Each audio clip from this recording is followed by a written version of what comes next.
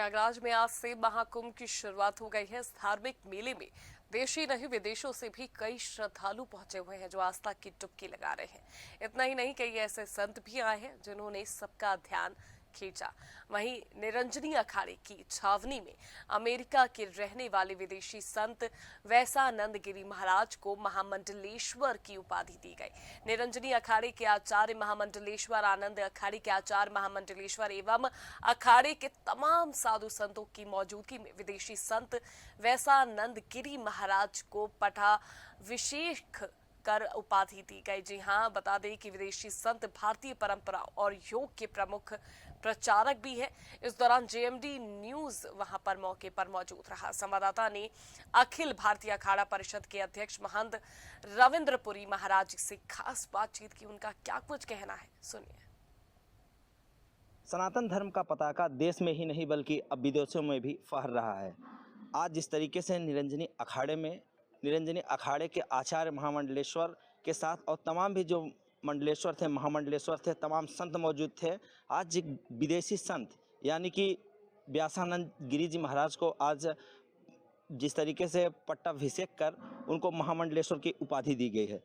ज़्यादा बातचीत के लिए अखिल भारतीय अखाड़ा परिषद के अध्यक्ष महंत रविंद्रपुरी जी महाराज हैं। महाराज जी, आज जिस तरीके का आयोजन हुआ, एक विदेशी संत को महामंडलेश्वर की बड़ी उपाधि दी गई है, महाराज जी क्या कहेंगे? बहुत बहुत आशीर्वाद, साधुवाद।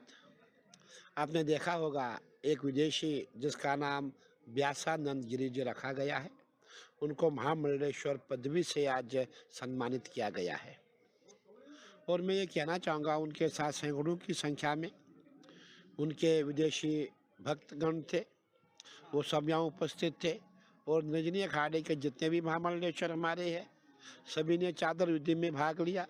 हमारे आचार्य महामंडलेश्वर, आनंद अखाड़े के आचार्य महामंडलेश्वर, सभी संत महात्मा एवं भक्तगणों ने जो पट्टाभिषेक हो रहा था उसमें सबने भाग लिया। और मुझे ये सब देख के बहुत खुशी होती है कि हमारी सनातन परंपरा का देश विदेश में प्रचार प्रसार हो रहा है। आपने देखा होगा बहुत ही सरल संत, बहुत ही सौम्य संत, और जो मेडिटेशन के मास्टर है, जो थर्ड आई एवोकन के मास्टर हैं, और जितने भी हमारे वेद उपनिषद है सब पे महाराज श्री ने स्वाध्याय किया है। हमें बहुत अच्छा लगा और हम प्रयास करते हैं ऐसे संतों को महामंडलेश्वर बनाया जाए ताकि वो हमारे सनातन धर्म का प्रचार प्रसार कर सकें। एक आखिरी सवाल महाराज जी, ये कहा जा रहा था कि जिस तरीके से अब देश ही नहीं बल्कि विदेशों में जिस तरीके से लगातार सनातन धर्म का प्रचार प्रसार भी हो रहा है, तो क्या परंपरा रहती है महाराज जी जो महामंडलेश्वर की उपाधि दी गई है? किस तरीके से इनको महामंडलेश्वर की उपाधि दी गई है महाराज जी? क्या प्रक्रिया होगी इसकी? देखिए, आपने देखा होगा उसके लिए विधि विधान से उनका अभिषेक किया जाता है। सर्वप्रथम उनको ब्रह्मचर्य के रूप में कई सालों तक रखा जाता है। उसके बाद इनको महामंडलेश्वर पद से इनको एक हमारे यहाँ पट्टाभिषेक होता है। हमारी परंपरा है, वहाँ विधि विधान से उनकी पूजा होती है, चादर विधि होती है, वो सब आज उनका संपन्न हुआ।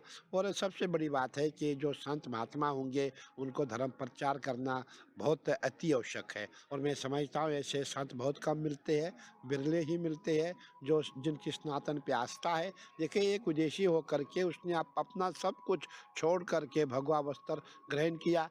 जितने उनके भक्तगण थे सभी भगवाधारी थे। मैं समझता हूँ इससे बड़ी जीत और क्या हो सकती है। ये सनातन के लिए बहुत ही अच्छी बात है और ऐसे व्यक्तियों का चयन करना मैं समझता हूँ हमारे लिए भी सौभाग्य की बात है। बिल्कुल, साफ तौर पे ये कहा जा सकता है कि जिस तरीके से अब सनातन धर्म में विदेशी संतों की भी एंट्री होना शुरू हो गया है। आज जिस तरीके से विदेशी संत को महामंडलेश्वर की उपाधि दी गई है, ये सबसे बड़ा सवाल है कि जिस तरीके से सनातन धर्म का प्रचार प्रसार अब लगातार बढ़ता जा रहा है। वीडियो जर्नलिस्ट राजेश शुक्ला के साथ मनीष यादव, जेएमडी न्यूज़, प्रयागराज।